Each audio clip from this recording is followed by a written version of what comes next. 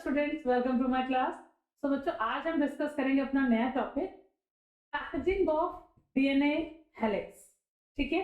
So packaging of DNA helix हम prokaryotes की पढ़ेंगे और यूकैरियोट्स की पढ़ेंगे। ठीक है। तो चलिए, packaging of DNA in prokaryotes. तो सबसे पहले मैंने आपको बताया था कि हमारा जो डीएनए, ठीक है, कुछ इस तरीके का लीनियर डीएनए। कैसा डीएनए बच्चों? आप कहोगे हमारा डीएनए जो है वो लीनियर डीएनए। ठीक है। अब ये जो डीएनए है इसका साइज भी मैंने आपको बताया था कि हमारे बॉडी में जितने भी सेल्स हैं उनके अंदर जितने भी डीएनए हैं, अगर हम उस डीएनए के लेंथ को मेजर करेंगे ओवरऑल तो कितना निकलेगा? 6000 मिलियन माइल्स लॉन्ग। अब इतना बड़ा डीएनए है, ठीक है, अब वो आपको दिख रहा है कंडेंस्ड स्टेट में, मतलब वो किसी ना किसी प्रोटीन के साथ क्या कर रहा है? रैप कर, तभी उसका साइज क्या हो रहा है? बहुत ज्यादा रिड्यूस हो रहा है। ठीक है। सो इसी को हम लोग बोलते हैं पैकेजिंग।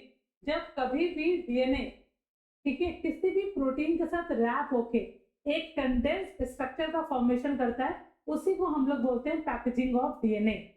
ठीक है। तो यहाँ हमें पढ़ना है पैकेजिंग किसकी? प्रोकैरियोट्स की, और देन पढ़नी है यूकैरियोट्स की। एग्जाम में सबसे ज्यादा आपसे जो पूछा जाता है वो packaging of DNA in eukaryotes आपसे पूछा जाता है। ठीक है। नीट एग्जाम में भी क्वेश्चन इससे पूछे जाते हैं, बोर्ड एग्जाम में भी क्वेश्चन इसी टॉपिक से पूछे जाते हैं। तो प्रोकैरियोट्स का क्या है? देखिए, सबसे पहली चीज प्रोकैरियोट्स की अगर हम बात करें तो उसका जो न्यूक्लियस है वो वेल डिफाइंड नहीं होता। ये मैंने आपको बताया कि अगर हम प्रोकैरियोटिक सेल को देखें और वहीं हम एक यूकैरियोटिक सेल को देखें, तो ये मान लीजिए यूकैरियोटिक सेल है और ये मान लीजिए प्रोकैरियोटिक सेल। तो प्रोकैरियोटिक सेल के सेंटर में आपको एक स्ट्रक्चर दिख रहा है। इस स्ट्रक्चर को हम लोग क्या बोलते हैं? न्यूक्लियोइड।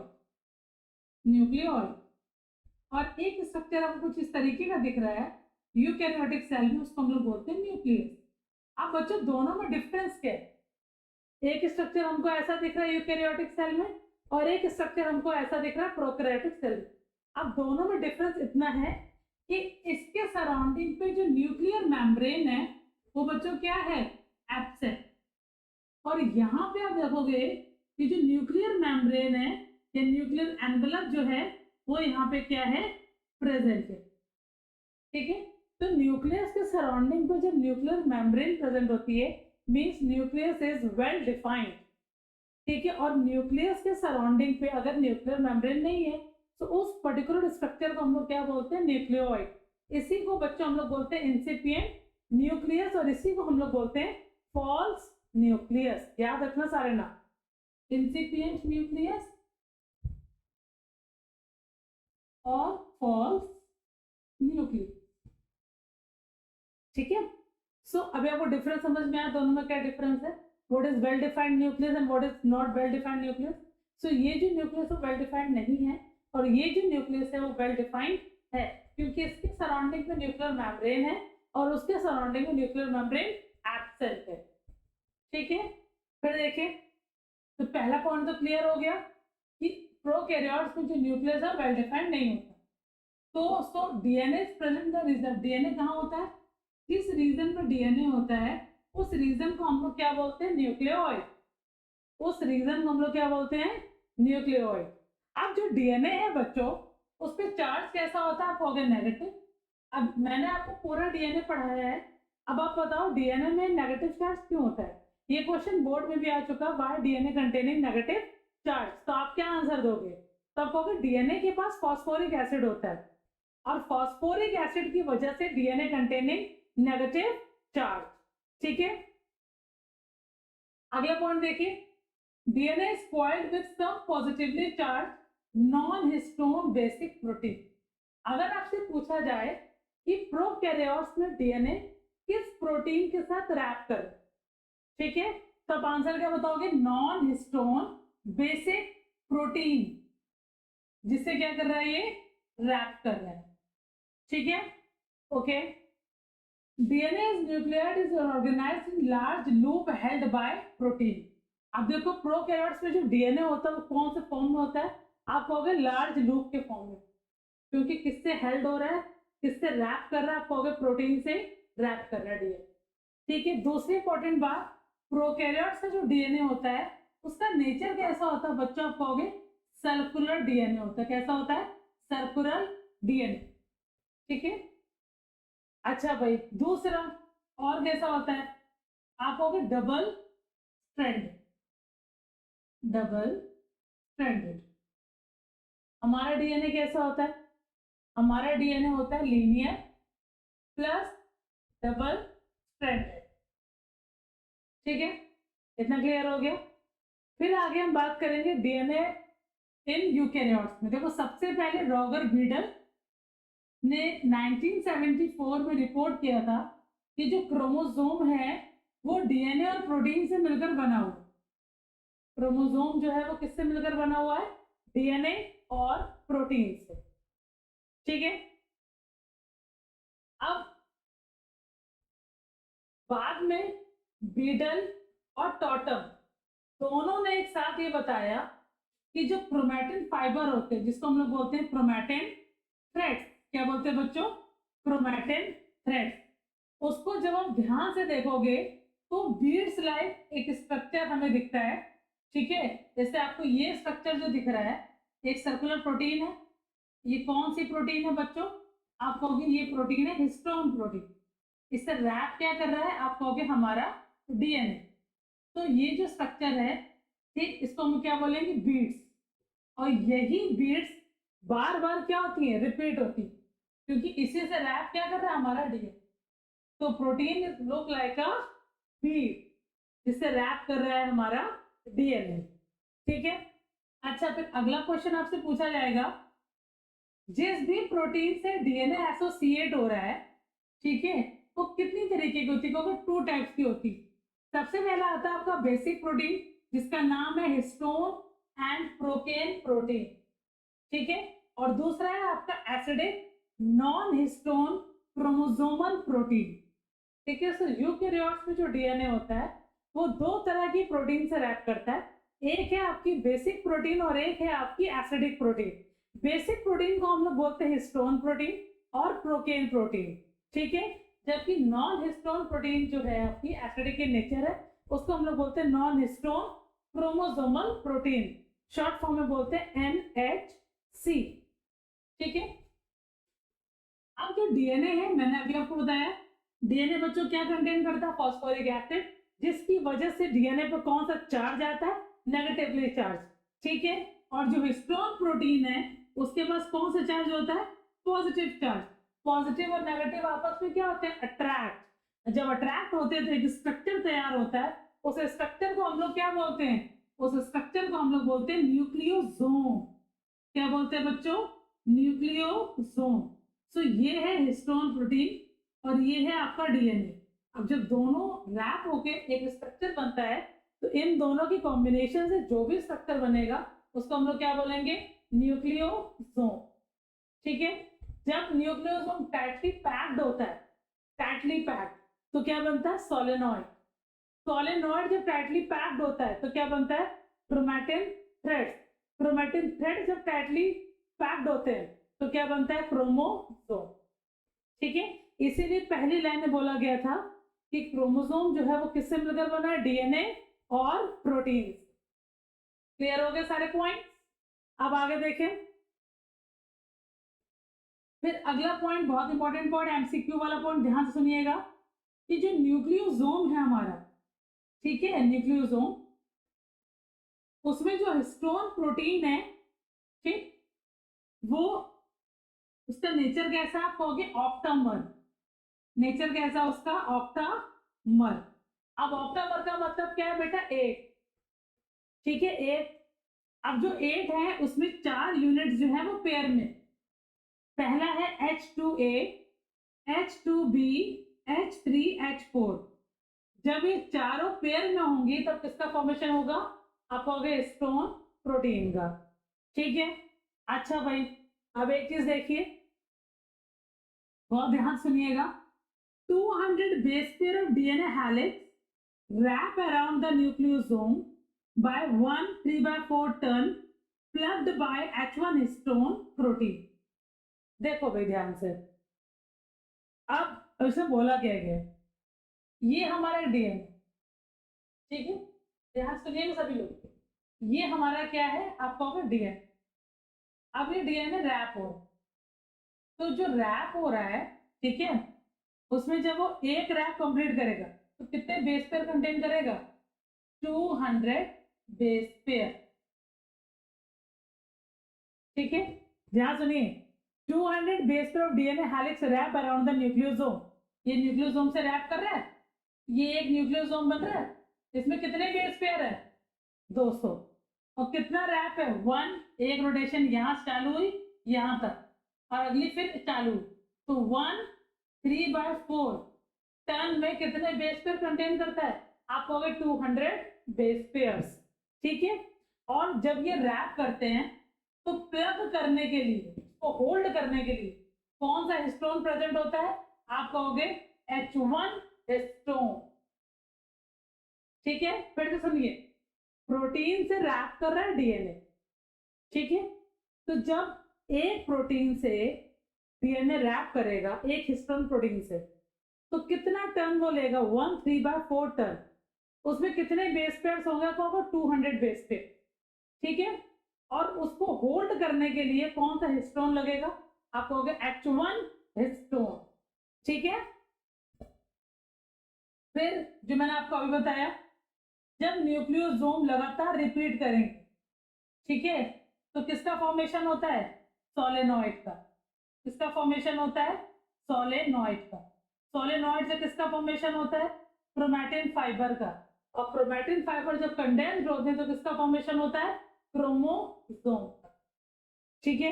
सो ये है आपका packaging of DNA double helix in prokaryotes और इन यूकैरियोट्स, ठीक है, क्लियर है। अगर कोई भी डाउट हो तो please mention on comment section, ठीक है। अब आगे देखिए, नोट हो गया सबका, कोई डाउट, कोई डाउट नहीं है, चलो भाई आगे चलो।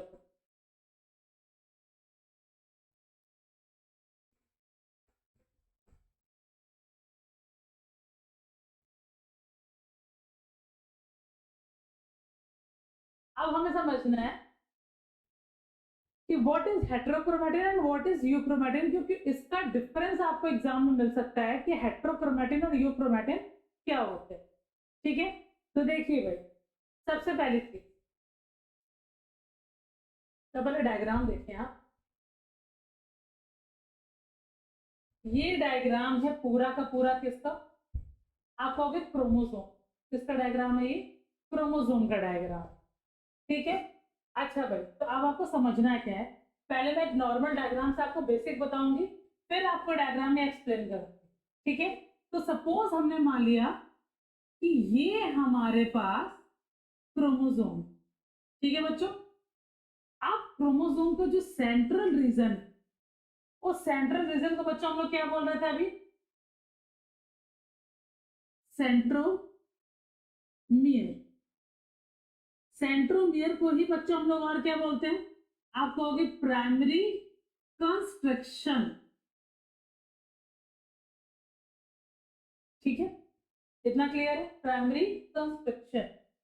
और ये जो दो आपको स्ट्रक्चर दिख रहे हैं, इन दोनों को हम लोग बच्चों क्या बोलते हैं, क्रोमैटिड्स। तो एक क्रोमोसोम में कितने क्रोमैटिड्स होते हैं, दो, सेंटर में क्या होता है, आप कहोगे सेंट्रोमियर, ठीक है। जो एंडिंग रीजन होते हैं दोनों, उन एंडिंग रीजन को हम लोग क्या बोलते हैं, टीलोमियर, क्या बोलेंगे हम, टीलोमियर। अच्छा भाई, अब आपको एक चीज समझनी है कि इसी क्रोमोसोम में आपको दो रीजन मिलेंगे, देखो भाई, जो रीजन सेंट्रोमियर के पास है,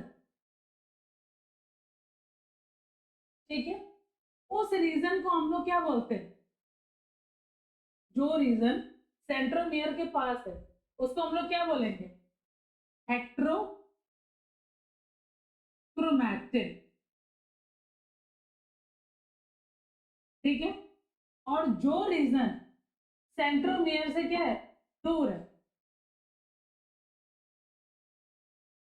उसको हम लोग क्या बोलेंगे, यूक्रोमैटिन, पहली चीज क्लियर है। क्रोमैटिड्स का वो पार्ट जो सेंट्रोमियर के पास है, तो रीजन को हम लोग क्या बोलेंगे, हेट्रोक्रोमैटिड। और जो रीजन दूर है तो क्या बोलेंगे हम, यूक्रोमैटिन। इतना क्लियर हो गया। अब आगे आपको समझना है कि जो यूक्रोमैटिन है वो एक्टिव पार्ट है क्रोमैटिड्स का, ये एक्टिव पार्ट है क्रोमोसोम का। और जो हेट्रोक्रोमैटिन है वो लेस एक्टिव पार्ट है क्रोमोसोम का। सारे काम करेगा बट वो डिले करेगा। और यूक्रोमैटिन जितने भी काम करेगा वो बहुत ही अर्ली करेगा, जल्दी करेगा। ठीक है, क्लियर है। ये डार्क कलर का होता है ये रीजन, और ये रीजन लाइट कलर का होता है। ठीक है, तो अभी आपको ये क्लियर हो गया what is you and what is heterochromatin. इतना क्लियर है। अब आगे देखते हैं इस डायग्राम को ध्यान से देखिए। अब बच्चों ये लगा है क्या, सेंट्रोमियर। यहां से यहां तक का जो रीजन है ये क्या है बच्चों, आप कहोगे हेट्रोक्रोमैटिन। कौन सा रीजन है, हेट्रोक्रोमैटिन। और ये जो रीजन आपको दिख रहा है ये कौन सा रीजन है, आप कहोगे यूक्रोमैटिन। इतना क्लियर हो गया। अच्छा भाई, अब जो यूक्रोमैटिन वाला रीजन आपको दिख रहा है उसमें आपको थ्रेड्स की कॉइलिंग दिख रही है, दिख रही थ्रेड्स की कॉइलिंग। उन थ्रेड्स की कॉइलिंग को हम लोग क्या बोलेंगे, ये थ्रेड्स की कॉइलिंग है इसको हम लोग बोलते हैं क्रोमोमियर। क्या बोलेंगे, क्रोमोमियर। ठीक है, उसी पे आपको कुछ इस तरीके के स्पॉट्स दिखेंगे। उस स्पॉट्स को हम लोग क्या बोलेंगे, क्रोमोनिमा। क्या बोलेंगे, क्रोमोनिमा। क्लियर है। ठीक है, और ये जो लिक्विड एम्बेडेड है बीच में उसको हम लोग क्या बोलते हैं, मैट्रिक्स। मैट्रिक्स हमेशा क्या होता है, ग्राउंड सब्सटेंस। ठीक है, फिर यहाँ पे आप देखो एंडिंग रीजन में यहाँ पे क्या हुई, ग्रोथ हुई है। ठीक है, अब इस रीजन को हम लोग क्या कहेंगे, इस रीजन को हम लोग बोलते हैं न्यूक्लियोलर। और यहीं से ऑर्गेनाइज हो रहा है उसको कहेंगे न्यूक्लियोलर ऑर्गेनाइजर, ऑर्गेनाइजर। ठीक है, तो अब अभी इसको छोड़ते हैं मेन, अभी हमको ये समझना है कि what is hetero and what is euchromatin. तो आपको सिंपल सा रखना है कि एक्टिव रीजन जो है हमारा वो यूक्रोमैटिन है, और जो हमारा लेस एक्टिव रीजन है वो हमारा कौन सा रीजन है, हेट्रोक्रोमैटिन वाला रीजन। ठीक है, फिर क्रोमोमियर मैंने आपको बताया, क्रोमोनिमा मैंने आपको बता दिया, क्रोमैटिड्स मैंने आपको बता दिया, मैट्रिक्स मैंने आपको क्लियर कर दिया। ठीक है,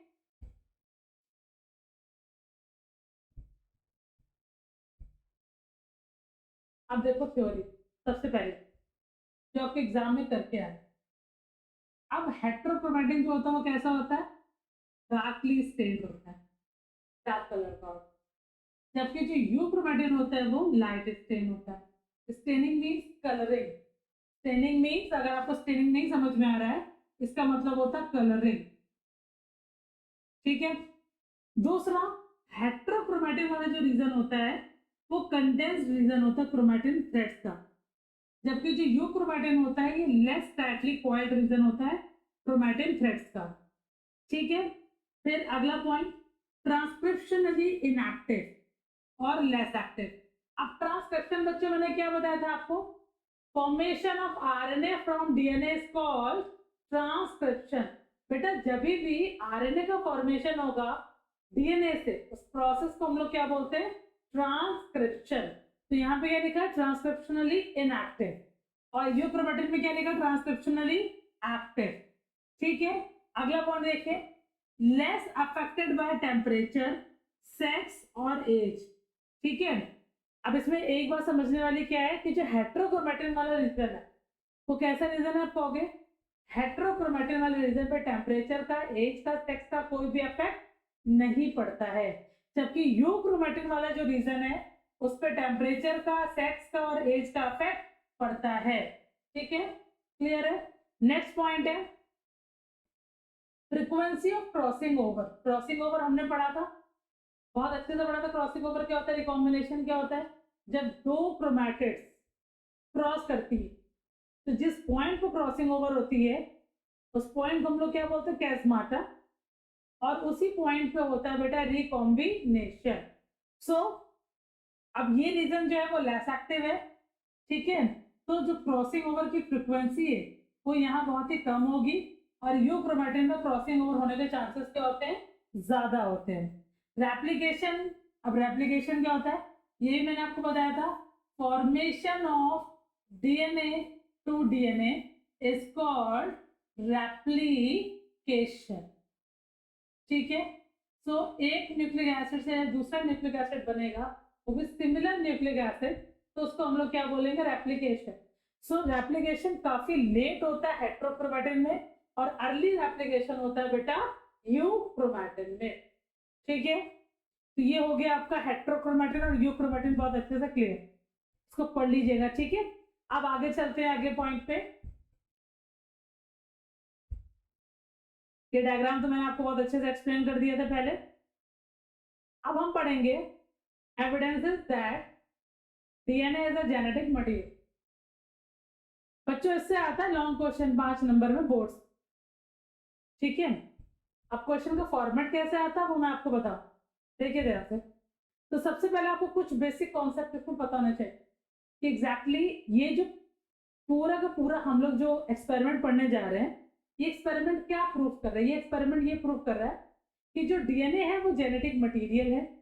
सबसे पहले चीज, जेनेटिक मटेरियल क्या होता है बच्चों, एक ऐसी प्रॉपर्टी जो इंफॉर्मेशन को कैरी कर रही है एक जनरेशन से नेक्स्ट जनरेशन, उसको हम लोग क्या बोलते हैं, जेनेटिक मटेरियल।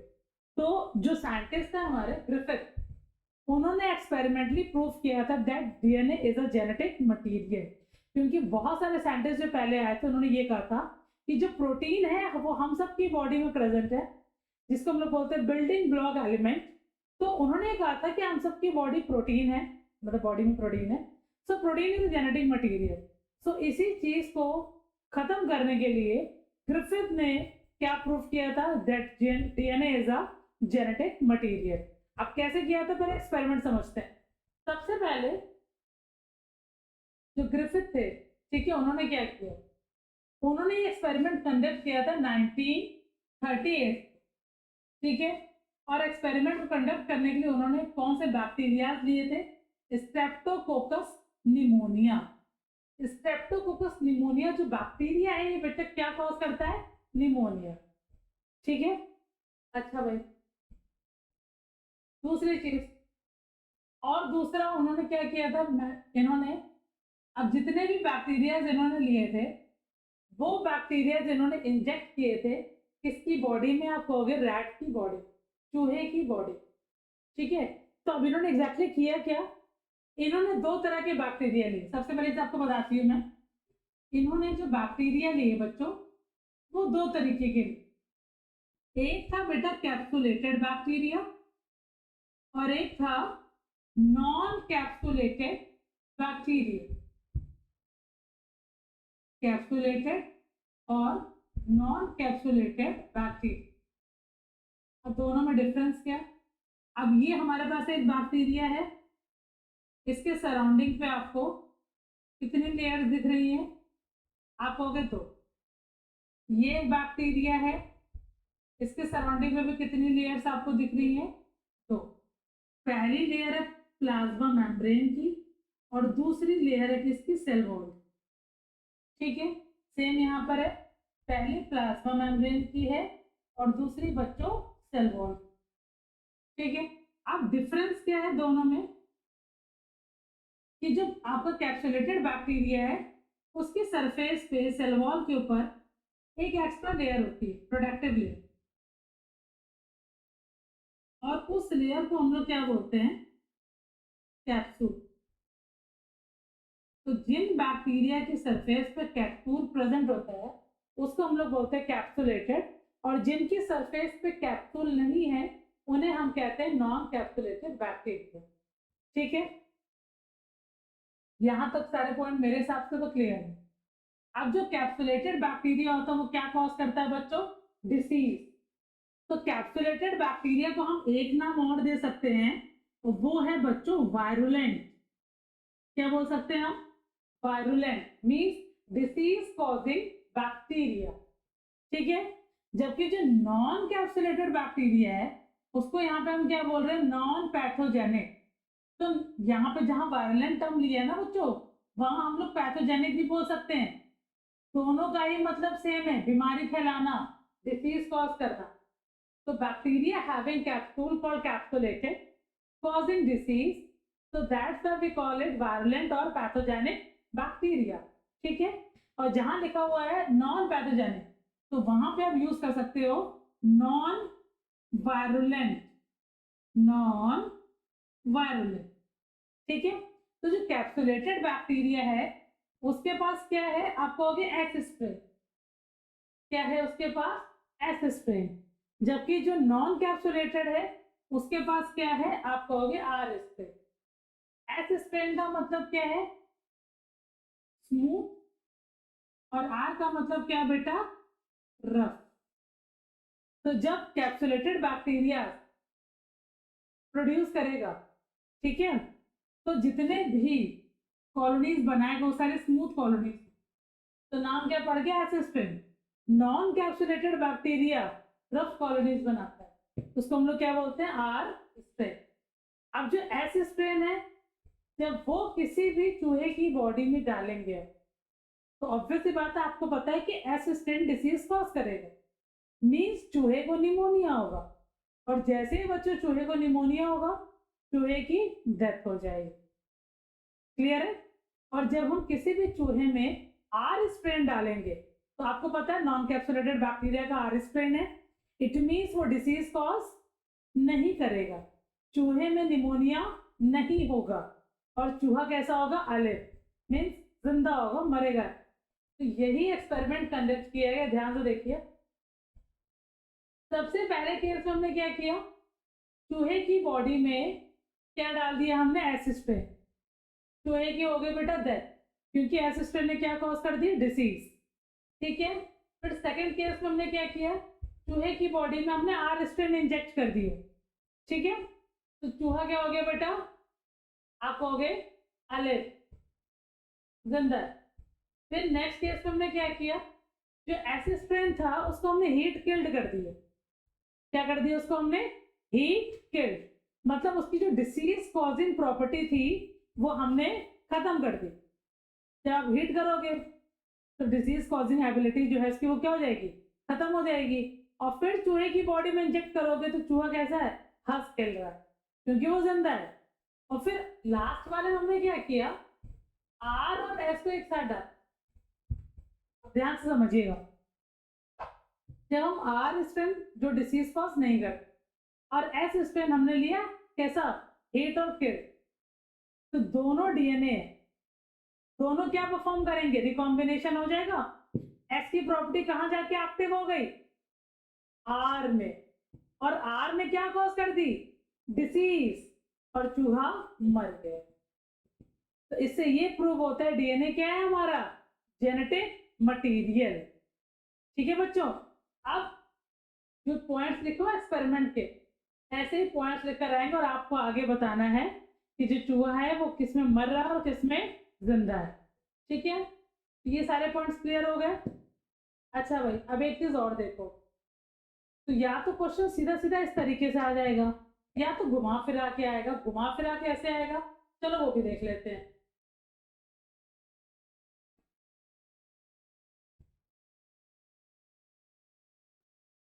घुमा फिरा के कुछ इस तरीके से आपको ये दिया जाएगा, और आपको ये एग्जाम में लिख कर आना। ठीक है, 5 पॉइंट आपके सामने हैं। अब यहाँ पे क्या बोला जा रहा है, देखो भाई, अभी हमने क्या क्या पढ़ा बैक्टीरिया का, आप खुद बताओ। हमने पढ़ा बैक्टीरिया के सराउंडिंग पे कैप्सूल है, कैप्सूल के जस्ट नीचे सेल वॉल है, सेल वॉल के जस्ट नीचे प्लाज्मा मेम्ब्रेन है, फिर बैक्टीरिया के अंदर क्या है, साइटोप्लाज्म है, और न्यूक्लियोइड के अंदर क्या है, उसका डीएनए। यही पढ़ा अभी हमने। अच्छा, अब आप ये बताओ कि अगर हम आर स्ट्रेन लेंगे लिविंग, और एस स्ट्रेन लेंगे, एस स्ट्रेन का सिर्फ कैप्सूल लेंगे, तो क्या डिसीज कॉज होगी, कैसे हो जाएगी, जब तक डीएनए नहीं जाएगा एस स्ट्रेन का, याद रखो तब तक बीमारी नहीं होगी। कंफ्यूजन के लिए इन्होंने लिख दिया कि हम एस स्ट्रेन का क्या डाल रहे हैं, कैप्सूल, वो भी हीट किल्ड। कैप्सूल कैसा है बेटा, नॉन लिविंग। प्लाज्मा मेम्ब्रेन कैसी है, नॉन लिविंग। सेल वॉल कैसी है, नॉन लिविंग। कभी डिसीज कॉज करेगी ही नहीं। डिसीज कॉज कब होगा, जब डीएनए जाएगा किसका, एस स्ट्रेन का, तभी डिसीज कॉज होगी। तो पहला केस क्लियर हो गया, mice did not develop pneumonia. Second में क्या करेंगे, आर टाइप जो स्ट्रेन है हमारा वो लिविंग है, जबकि एस टाइप का हमने क्या लिया, सेल वॉल, तो को निमोनिया नहीं हुआ। फिर हमने क्या किया, आर लिया और एस का हमने सिर्फ साइटोप्लाज्म लिए जिसमें डीएनए नहीं है, तो भी चूहे को निमोनिया डेवलप नहीं हुआ।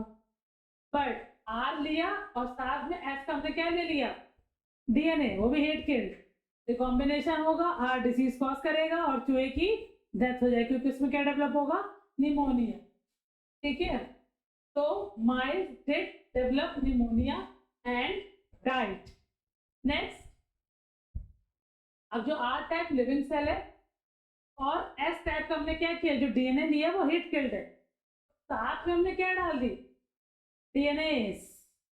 अब डीएनएस क्या करेगा, डीएनए रिकॉम्बिनेशन, जो प्रॉपर्टी ट्रांसफर हो रही थी रिकॉम्बिनेशन के टाइम पे, उस प्रॉपर्टी को रोक देगा। तो जब इसकी डिसीज कॉजिंग एबिलिटी ट्रांसफर ही नहीं होगी तो चूहे में निमोनिया भी नहीं होगा। क्लियर है, तो ये आपके एग्जाम में मिलेगा और ये आपको अपना रिजल्ट लिख कर आना है और सीधा सीधा 5 नंबर आपके फ्री में खाते में जाए। बच्चे यहीं पे गड़बड़ कर देते हैं और 5 नंबर क्वेश्चन बिल्कुल खराब हो जाते हैं। ठीक है, थ्योरी नहीं पूछी जाती, हमेशा एक्सपेरिमेंट फॉर्म में ही आपसे ट्रांसफॉर्मेशन एक्सपेरिमेंट पूछा जाता है। हर साल 2 एक्सपेरिमेंट है जो अल्टरनेट में पूछे जाते हैं। पहला हो गया आपका ग्रिफिथ, दूसरा हो गया आपका ब्लेंडर एक्सपेरिमेंट, अभी आप वो भी आगे पढ़ोगे। ये दोनों एक्सपेरिमेंट आपसे अल्टरनेट पूछे ही जाते हैं। बहुत रेयर केस हुआ कि दोनों नहीं आए, कभी ऐसा होता ही नहीं, दोनों में से कोई ना कोई आएगा और दोनों ही ये प्रूव करते हैं that DNA is a genetic material, it transform from one generation to next generation. ठीक है, तो ये है आपका ग्रिफिथ एक्सपेरिमेंट। ठीक है, अच्छा भाई, अब ये क्वेश्चन आपसे क्या बोल रहा है, अब यहाँ बोला कि biochemical characterisation of transforming principle. अभी जो हमने एक्सपेरिमेंट पढ़ा है वो सीधा सीधा एग्जाम में आ सकता है कि explain the experiment whose proof DNA is a genetic material। तो आप क्या करके आओगे, ट्रांसफॉर्मेशन एक्सपेरिमेंट एक्सप्लेन कर। दूसरा क्वेश्चन आ सकता है एक्सप्लेन ट्रांसफॉर्मेशन एक्सपेरिमेंट, ठीक, और तीसरा क्वेश्चन ग्रिफिथ के नाम से आ सकता है, और चौथा आपको ऐसे निकालने को दिया जा सकता है। तो 4 तरीके से क्वेश्चन आपसे पुट अप किया जा सकता है। ठीक है, अब देखिए, ओसवाल्ड एवरी, मैक्लियोड और मैककार्टी, जो ग्रिफिथ ने अपने एक्सपेरिमेंट में बोला था उसी चीज को इन्होंने लेबोरेटरी में परफॉर्म किया, उसी चीज को इन्होंने कहां परफॉर्म किया, लेबोरेटरी में। ठीक है, और फिर इन्होंने कहा अपने कंक्लूजन में that DNA is the hereditary material. तो क्वेश्चन ये भी आता है कि किसने अप्रूव किया था ग्रिफिथ के एक्सपेरिमेंट को, तो आप क्या कहोगे, एवरी, मैक्लियोड, मैककार्टी, इन्होंने ग्रिफिथ का एक्सपेरिमेंट दोबारा से रिपीट किया था लेबोरेटरी में इन विट्रो कंडीशन में, और उसके बाद इन्होंने कंक्लूजन दिया था that DNA is a genetic material. ठीक है, समझ में आ गया, इसमें कोई डाउट किसी को? चलो अब अगले टॉपिक की तरफ चलो फटाफट।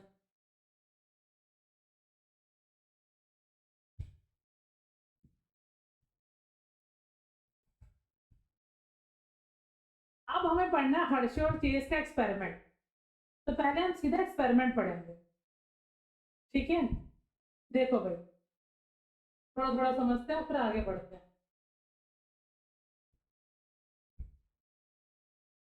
ये क्वेश्चन भी आपको मिलेगा अलग अलग नामों से, कैसे आएगा वो बताती हूँ आपको। सबसे पहले इस क्वेश्चन को बोला जाएगा कि वही process, explain proof, explain the experiment whose proof DNA is a genetic material। तो या तो आप ग्रिफिथ एक्सपेरिमेंट लिख कर आओगे या तो आप हर्शे और चेज एक्सपेरिमेंट लिख कर आओगे। दूसरा क्वेश्चन एग्जाम में आएगा, आपसे पूछा जाएगा explain Hershey and chase experiment with diagram representation, ठीक है।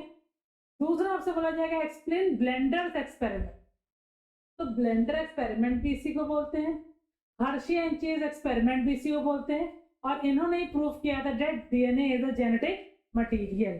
अब कैसे प्रूव किया था, चलो वो समझते हैं। तो सबसे पहले इन्होंने क्या किया, इन्होंने टेस्ट ट्यूब ली, कितनी टेस्ट ट्यूब ली, 2, ठीक है।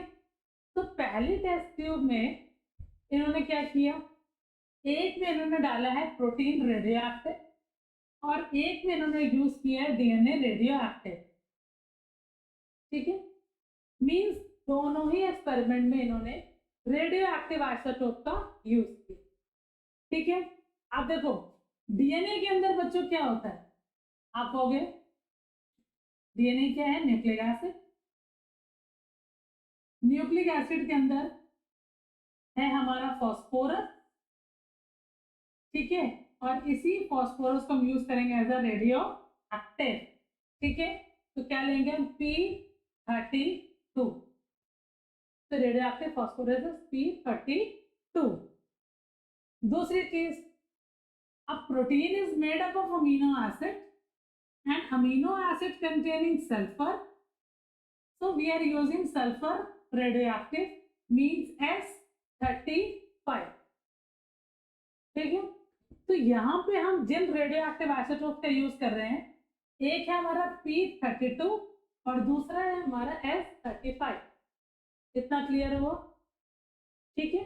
सो हम इस एक्सपेरिमेंट को प्रूफ करने के लिए 2 आइसोटोप का यूज करें, वो भी रेडियो एक्टिव, ठीक है।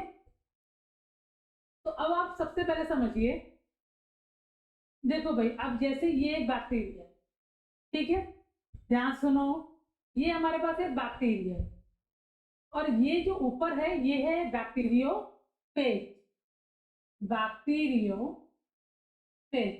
बेटा बैक्टीरियोफेज जो होते हैं वो बहुत कैटेगरी के होते हैं, T2 फॉर्म भी होता है, T4 भी होता है, T6 भी होता है, T8 भी होता है, T10 भी होता है।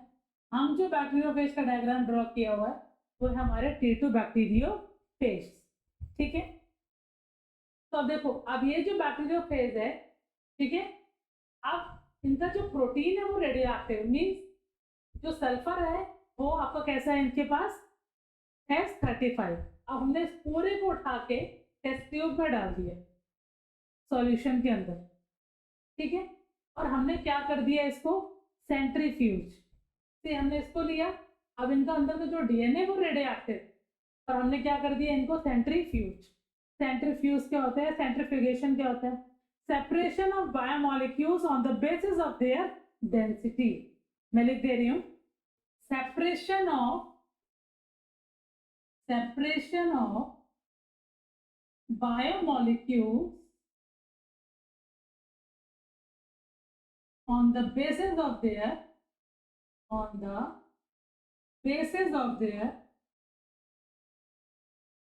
डेंसिटी। तो डेंसिटी के बेसिस पे जब मॉलिक्यूल्स बायोमोलिक्यूल्स का सेपरेशन होता है उसको हम लोग क्या बोलते हैं, उस प्रोसेस को हम लोग क्या बोलते हैं, सेंट्रीफ्यूगेशन, ठीक है। तो यहाँ पे हमने क्या किया, सेंट्रीफ्यूज कर लिया इन दोनों को, और सेंट्रीफ्यूज करने के बाद हमने देखा कि टेस्ट ट्यूब में जो नीचे कुछ सब्सटेंस रिमेनिंग रह जाता है, नीचे पड़ा हुआ, तो इसको हमेशा हम क्या बोलेंगे, पैलेट, ठीक है। और जो वाटर होगा वो ऊपर प्रेजेंट होगा आपका, ठीक है, उसको हम लोग क्या बोलेंगे, सुपर नेटेड,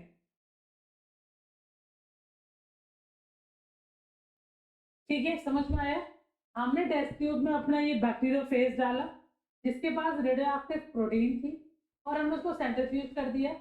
तो जो सुपर पैलेट वाला रीजन है वहां पे क्या मौजूद है, आप कहोगे बैक्टीरिया, और ऊपर क्या मौजूद है, बैक्टीरियोफेज, ठीक है। तो यहाँ जो ऊपर रीजन आपको मौजूद दिख रहा है, ठीक, वो आउटर कवरिंग्स है। क्या है वो, आउटर कवरिंग्स। आउटर कवरिंग याद करो, मैंने आपको बताया था कि जो बैक्टीरियोफेज होता है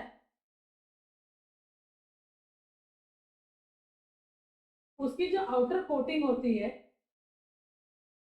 वो किससे मिलकर बनी होती है? कैप्सिड से। किससे मिलकर बनी होती है?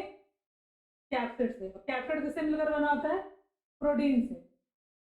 तो outer coat is made up of protein called capsid, और इनर कोर में क्या होता है हमारा? Nucleic acid. तो देखो भाई, अब जो पार्ट सुपरनेटेंट में है वो है प्रोटीन वाला पार्ट, कैसा है? Radio active. और जो पैलेट में मौजूद है वो डीएनए। तो इनका सुपरनेटेंट कैसा है? Radio active. और पैलेट कैसा है इनका? Non radio active. तो समझ में आया? यहाँ पे हम सेम प्रोसेस परफॉर्म करेंगे। तो जो सुपरनेटेंट है वो कैसा है आपका? Non radio active. लेकिन जो पैलेट है वो आपका कैसा है? Radio active. क्योंकि पैलेट वाले रीजन में क्या चीज मौजूद है? DNA means nucleic acid. तो इस केस में जो न्यूक्लिक एसिड है वो कंटेनिंग है रेडियो एक्टिव फास्फोरस, ठीक है। और इस केस में जो रेडियो एक्टिव वाला पोर्शन है वो क्या है? Outer covering. तो दोनों ही केस में अगर देखोगे कि जो पैलेट है वो हमेशा बायोमोलिक्यूल कंटेन करेगा, और जो सुपरनेटेंट है वो क्या कंटेन कर रहा है? Outer covering. तो इस केस में आउटर कवरिंग रेडियो एक्टिव है, और इस केस में जो आपका पैलेट है मतलब न्यूक्लिक एसिड है वो कैसा है? Radio active. इतना समझ में आया पहले आपको? ठीक है। अब ये एक्सपेरिमेंट समझते, चलो फटाफट देखते।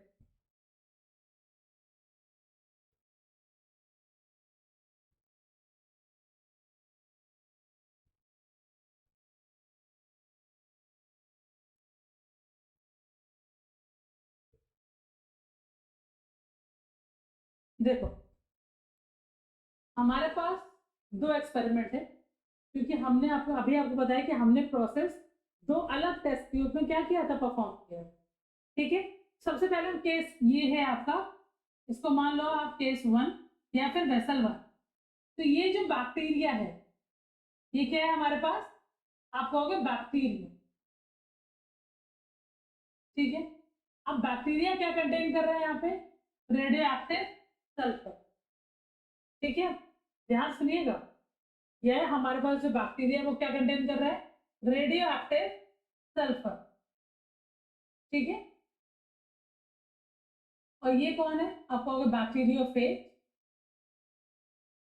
जब भी इन्फेक्शन कॉज करेगा तो सिर्फ अपना जेनेटिक मटेरियल बैक्टीरिया की बॉडी में, बैक्टीरिया कौन सा लिया हमने? आप कहोगे ई कोलाई का बैक्टीरिया। तो जैसे बैक्टीरियोफेज ई कोलाई में इन्फेक्शन कॉज करेगा अपना डीएनए ड्रॉप कर देगा, और इसकी जो आउटर कवरिंग है हमेशा वो बाहर रह जाती है। क्योंकि जो बैक्टीरियोफेज होते हैं वो बैक्टीरिया की मशीनरी को यूज करते हैं अपनी अमाउंट को, अपने डीएनए को रेप्लिकेट करने के लिए। हमेशा देखिएगा, जो बैक्टीरिया होता है वो खुद की मशीनरी यूज करता है, लेकिन जो वायरस होते हैं या फिर जो बैक्टीरियोफेजेस होते हैं वो अपनी मशीनरी यूज नहीं करती, क्योंकि इनकी मशीनरी बाहर रह जाती है, ठीक है। तो ये जिस भी होस्ट में जाते हैं वहां की मशीनरी को यूज करते हैं और अपना अमाउंट क्या करते हैं? डबल करते हैं, ठीक है। तो देखें, तो जैसे इसने डीएनए ड्रॉप किया, डीएनए ने क्या किया? बैक्टीरिया के एंजाइम्स को यूज किया, अपने अमाउंट इंक्रीज करना स्टार्ट कर दिया, ठीक है। नेक्स्ट स्टेप में अब जो बैक्टीरिया है उसने, सॉरी, अभी जो डीएनए है या बैक्टीरियोफेज का जो डीएनए है उसने बैक्टीरिया के एंजाइम्स को यूज किया और आउटर एनवेलप्स बना, ठीक है। अब जितने भी आउटर एनवेलप बने हैं वो सारे के सारे आउटर एनवेलप कैसे हैं? रेडियो एक्टिव, ठीक है, क्योंकि इनके पास सल्फर रेडियो एक्टिव। तो सारा का सारा सल्फर कहाँ चला गया? आउटर कवरिंग्स में। जैसे ही कंप्लीट मैच्योर हो जाएंगे ये बैक्टीरिया की बॉडी को रप्चर करेंगे और बाहर निकल, ठीक। और फिर जाके फ्रेश बैक्टीरिया में अपना इन्फेक्शन कॉज करेंगे। तो ये बच्चों क्या है? Fresh bacteria. तो जैसे ही बैक्टीरिया इन्फेक्शन कॉज करने आया, इसका रेडियो एक्टिव वाला पार्ट तो बेटा बाहर ही रह गया, अंदर कौन सा पार्ट गया? आप कहोगे डीएनए, ठीक है। इसे एक चीज प्रूव होती, protein is not a genetic material and nucleic acid is a genetic material. तो डीएनए अंदर गया, उसने अपने अमाउंट क्या किया? इंक्रीज किया। तो ये जो बैक्टीरिया है उसके पास रेडियो एक्टिव डीएनए नहीं है, जो रेडियो एक्टिव वाला पार्ट था वो तो बाहर ही। एक ये केस, अब अगला केस देखो। इस बैक्टीरिया के पास क्या है बच्चों? Radio active phosphorus. तो जैसे बैक्टीरियोफेज इन्फेक्शन कॉज करेगा, डीएनए को ड्रॉप करेगा, तो ये डीएनए क्या करेंगे, बैक्टीरिया की मशीनरी को यूज करेंगे, अपना अमाउंट इंक्रीज करेंगे, फिर बैक्टीरिया की मशीनरी यूज करके आउटर एनवेलप बनाएंगे। अब जितना भी डीएनए रेप्लिकेट हुआ है, सारा का सारा डीएनए बच्चों कैसा है, रेडियो एक्टिव। जैसे ही कंप्लीट मैच्योर वायरस पार्टिकल बनेंगे, बैक्टीरिया की बॉडी को रप्चर करेंगे और ये बाहर निकल जाएंगे, और फिर फ्रेश बैक्टीरिया में क्या करेंगे, इन्फेक्शन कॉज करेंगे। अब प्रोटीन तो बाहर आ गया, इनका जो रेडियो एक्टिव वाला पार्ट था वो डिलीवर हो गया दूसरे बैक्टीरिया में, और वहां पे जाके उसने क्या किया, रेप्लिकेशन स्टार्ट करा। ठीक है, तो यहाँ पे जो बैक्टीरिया है वो क्या कंटेन कर रहा है, आपको अगर रेडियो एक्टिव डीएनए। इससे ये प्रूव होता है that DNA is a genetic material, protein is not a genetic material. ठीक है, क्लियर है? सो आई होप आपको ये टॉपिक बहुत अच्छे से क्लियर हो गया होगा। ठीक है, सो अगर आपको मेरे लेक्चर्स अच्छा लगा हो आज का, तो please like share and subscribe. Thank you for watching, bye bye.